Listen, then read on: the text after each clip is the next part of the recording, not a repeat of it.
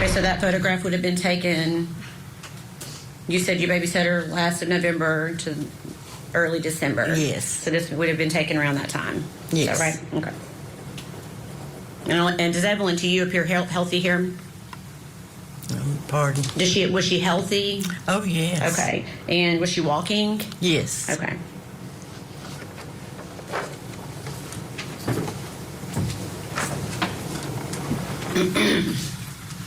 Do you remember the last day that you babysat Evelyn? Pretty much. Okay. Do you remember what time Megan picked Evelyn up that day? It was late that night, say maybe 10:30. Okay. And you may not recall, but do you recall the date? I'm not sure. Okay. Did Megan indicate that she needed you to babysit again after that day? No, she said that she wouldn't need me no more. Okay. And did she tell you that when she picked Evelyn up, or did she tell you that later? She told me later. Okay. So when she picked her up, did you think you were going to be babysitting again? Yes. Okay. When did you learn you wouldn't be? Maybe a couple days later, she got to where she wasn't bringing her. She just wasn't bringing her? No. Okay.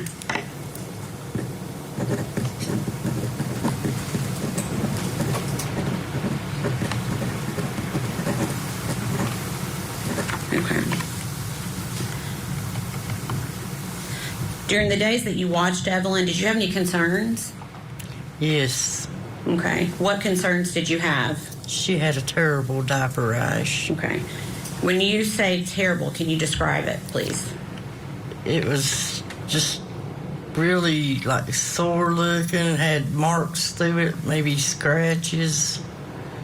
It was just really bad looking. Okay. Have you kept other children Evelyn's age before? Oh, yes. Okay. So you feel like you've got pretty good experience Yes. with babies and toddlers? Yes. Okay. Did that seem more than the average diaper rash? Yes. And how?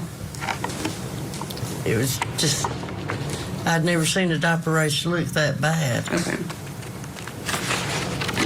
Did you tell anyone about this? Yes, I called Casey Kite. Okay. Or Casey Saltz. Okay. And you won't be able to tell us what Casey said, but what made you tell Casey in particular? She worked in a doctor's office. Okay. Okay. For the days that you babysat Evelyn, was she clean and when Megan would drop her off? No. Okay. Can you tell us what Evelyn was like when she would be dropped off by Megan? She was dirty. She smelled like urine. I would give her a bath and clean her up. Okay. And was that every time that you babysat was like Yes. that? Okay. What about her clothing? Was her clothing clean? No, it was dirty. Okay. What about her face? Was her face clean? No, it was dirty. Okay.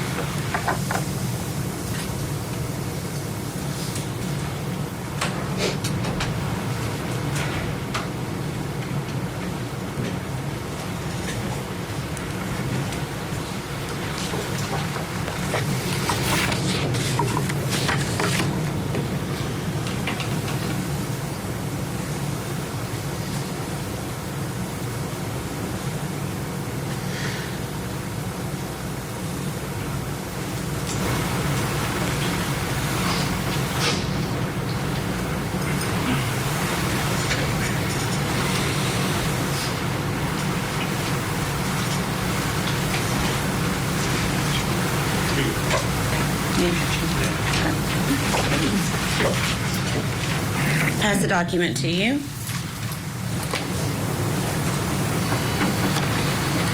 Take a moment to look at it, see if you recognize it.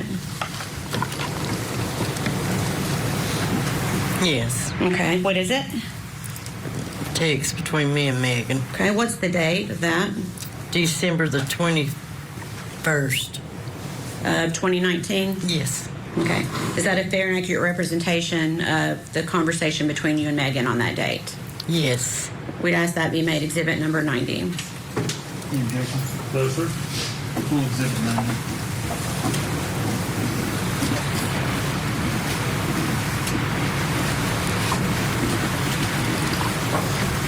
Okay. Permission to publish, Your Honor? Okay.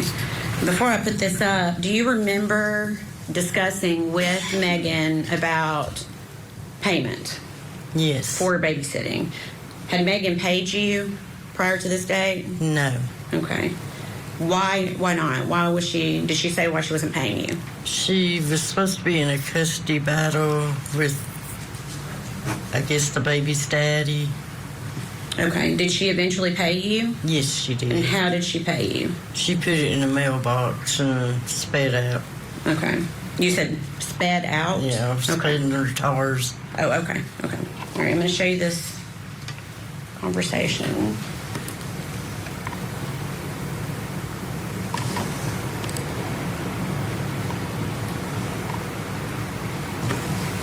Yes.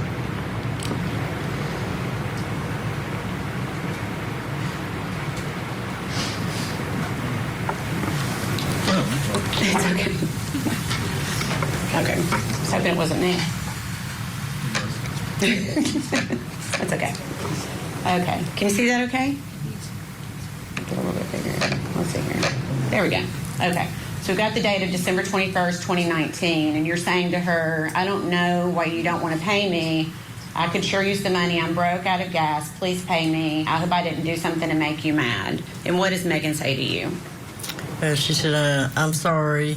My baby's daddy is taking me to court. I have I guess that's supposed to be a lot of problems lately. I'm on my way. I'll put it in your mailbox. Okay. And then what does she say after that? Sorry, I've been crying, or I would have stopped and talked. I'm sorry. It took me so long. It just been a process, and he has temporary custody of her. I've not gotten to see her in days. Okay, thank you. Okay. So you please answer any questions that the defense might have for you, okay?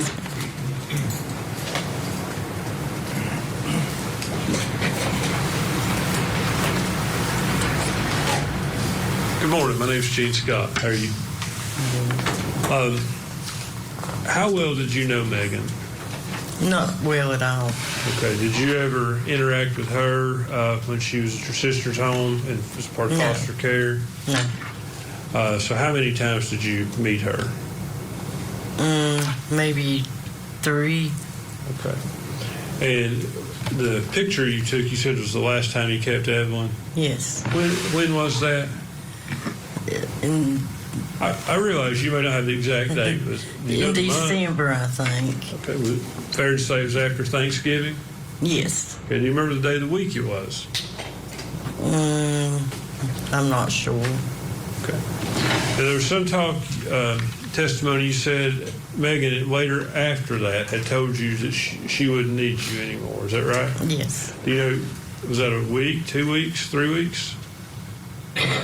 I'm saying maybe 2 weeks. Was it up around the time she paid you? Yes. She ultimately paid you, I think, for that babysitting in December. Yes. Was it around the 22nd, maybe? Does that ring a bell? I'm thinking it was maybe the last week. Up close to I Christmas? mean, first week of December. That's when you said that, okay. Oh, that's what I was supposed to. Yeah, I'm not quite sure. Not trying to confuse you, but your testimony was that you last watched her sometime in December. Yes. Okay. And then we've seen your text messages here. I think they were. Can I withdraw the last exhibit, please?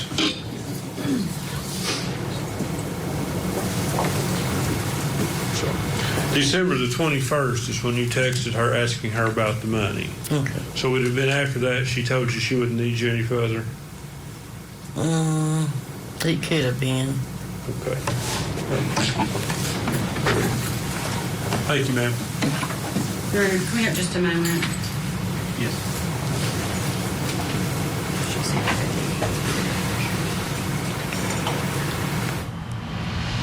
All right, so this is a very helpful witness for the prosecution, as we've seen, because she witnessed what seems to be neglect of baby Evelyn, right? But the defense trying to get anything out of her that they could, right? Talking about December babysitting. That's good for them, because the longer they can show that baby Evelyn was alive, the longer they can inch into the state's timeline of events. And this may be challenging for the state to pinpoint when exactly Evelyn was killed. Let's talk about it. I want to bring back in our legal analyst guest, attorney Matt Roberts. Matt, how tough is that when you have an incident that may not have been witnessed by anybody, and so you're speaking with all of these people close to the suspect to try to get an idea of when the homicide occurred?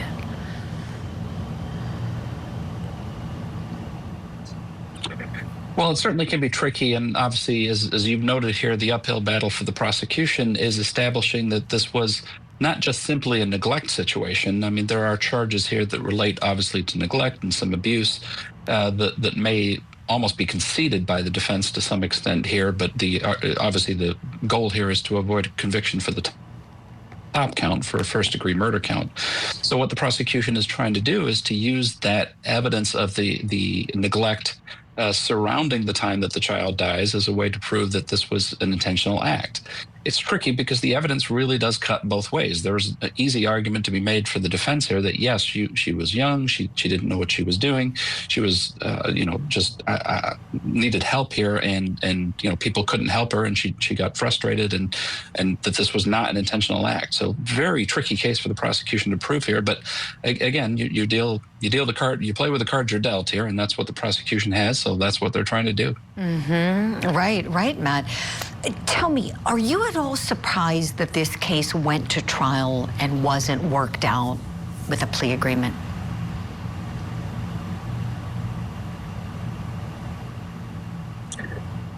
A little bit. It'd be interesting to see exactly what the discussions were here. If the prosecution was absolutely focused completely on nothing other than a first-degree murder conviction, then obviously there's really no negotiation to be had. It'd be a surprise if they didn't offer some type of a theory of second degree under a willful neglect type situation, or creating a dangerous situation, or even a manslaughter combined with some of those other charges here. So again, I'd be curious to see what the negotiations were, but I would think the prosecution at some point at least broached the idea of a plea in this case. Right, Matt. I know we would love to know. We talk about it often, as we should, because that's a reality in courtrooms all across the country, as you know.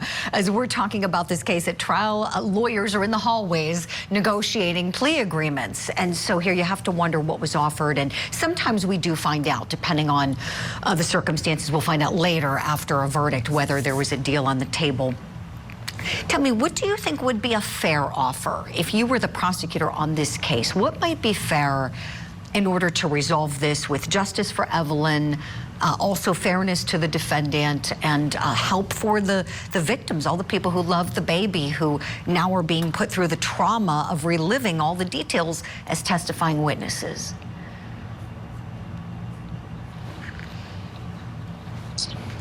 I certainly would look at a second-degree murder here. Again, proving that this was an intentional, and they're even arguing premeditation here, it is going to be awfully tough. I don't see anything necessarily in some of the neglect of the child here. She's still making efforts to have babysitters and things like that, so you can't say that she was just completely ignoring the child as if the child did not exist and wanted the child gone. So something along the lines of between a manslaughter and a second degree, probably with obviously a prison sentence here, and some of those other charges I would think would address those things. But again, we have to wait and see what all the evidence is. Maybe there's additional evidence that the prosecution has that will sort of tip the scales and prove that this was an intentional act. But that would probably be my thought given these circumstances. Yeah, I love the point you're making. Attorney Matt Roberts, thank you kindly for that.